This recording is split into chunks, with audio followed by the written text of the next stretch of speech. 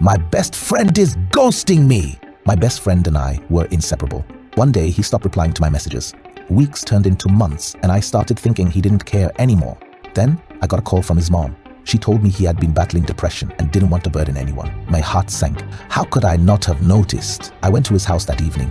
When he opened the door, I hugged him tightly and said, "I'm here for you no matter what." That night, we talked for hours. Always check on your friends. If you will, share this story and subscribe for more. What have I done? The final challenge of the Beast Game show looms. I stood there, heart pounding. The host's voice echoed in my ears. You have 1 minute to decide. Save these 5 strangers or walk away with $1 million. 550 of us had started this journey. Now, it was down to me and this impossible choice. These strangers were people I'd never met, but their lives were in my hands. I could see the fear in their eyes, the hope that I would choose them over the money. But $1 million could change my life forever. As the clock ticked down, I had to ask myself, what kind of person do I want to be? Someone who values money over human life, or someone who believes in the power of compassion and sacrifice? In the end, I made my choice. But what would you do? Would you take the money and run, or save the strangers and walk away with nothing but your integrity? Let me know in the comments below. Fola loved to dance, but her small village didn't see it as a real dream. Her classmates often mocked her during rehearsals. How can you dance barefoot and expect to become someone great? They'd laugh. But Fola didn't let their words stop her. She practiced every day on the dusty village square, her feet moving gracefully despite the rough ground. One afternoon, an older woman named Mama Ika, known for her sewing skills, stopped by to watch. "Your dancing is special, my dear," Mama Ika said, her eyes twinkling. "Come to my workshop tomorrow." The next day, Fola found Mama Ika waiting with a pair of beautifully stitched shoes. They weren't fancy, but they fit perfectly and protected her feet. A gift for someone who never stops believing in herself, Mama Eka said. Fola danced with even more passion. Soon, a video of her barefoot practice, now enhanced with her new shoes, was shared online by a visiting tourist. It went viral, catching the attention of a dance academy in Lagos. They invited her for an audition. Standing on the academy's polished stage, Fola felt the same joy she always did while dancing in her village square. Her performance was raw, powerful, and honest. The judges were stunned. She earned a scholarship and began training with the best dancers in the country. But Fola never forgot her roots. Whenever she danced, she kept a piece of her village in her heart, and her first pair of shoes on display as a reminder that belief in yourself can carry you anywhere. Shola was the quietest girl in her class. She always sat in the corner, avoiding the spotlight. Her classmates barely noticed her, except for Toby, the loudest and most intimidating boy in school.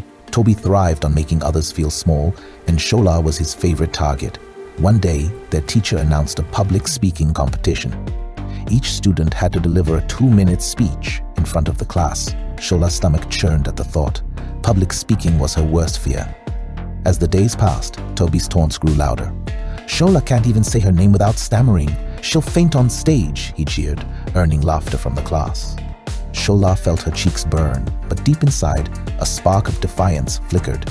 That evening, Shola confided in her older sister, Amaka. "I can't do this," she said, tears brimming in her eyes. Amaka smiled gently. "Shola, you have a beautiful voice. The only person who doesn't believe in you is you. What if your voice could silence the fear in others, just like it's silencing yours?" Inspired, Shola spent the next few days practicing. She stood in front of the mirror, imagining the classroom. She recorded herself and listened back, tweaking every word. By the time the competition day arrived, she was still nervous, but she felt ready. When it was Shola's turn, she walked to the front of the class, her heart pounding like a drum. She glanced at Toby, who smirked, and then at Amaka's words echoing in her mind. She took a deep breath and began. Her speech was about courage, not the absence of fear, but the triumph over it. She spoke about finding strength in unlikely places and how standing up for oneself could inspire others to do the same. By the time she finished, the room was silent, not out of ridicule, but awe. The teacher clapped first, followed by the rest of the class. Even Toby looked surprised. Shola returned to her seat, her heart still racing, but this time with pride. From that day on, the taunts stopped. Toby never teased her again. More importantly, Shola discovered her voice, not just for herself, but for those who needed courage too. One day, Femi's uncle found a crumpled flyer in his room. It was about the upcoming career day at school, where students were to bring a family member to talk about their jobs. Embarrassed that his uncle was a Danfo driver, Femi had hidden the flyer. On career day, students brought relatives who spoke about their careers as doctors, engineers, and business executives. Just as Femi thought the day would end without embarrassment, he heard a familiar horn outside. His uncle strolled into the classroom wearing his bright yellow conductor vest and a cheerful grin. Femi froze in his seat. Surely everyone would mock him now. As his uncle greeted the class, Femi wished he could disappear. But then, his uncle began to speak. He shared how his job was not just about driving people around, but about being a lifeline to the city, getting children to school, workers to their offices, and traders to the market. He talked about the importance of patience, resilience, and the value of treating passengers with respect, no matter their background. To Femi's surprise, his classmates were intrigued.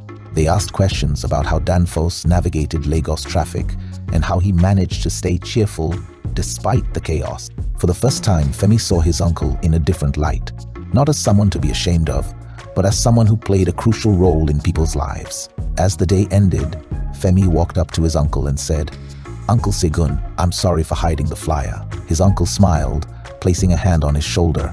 "Femi me," he said, "never be ashamed of your family. It's not the job that defines you, it's the honesty and pride you put into it." And at that moment, Femi knew his uncle was a true hero.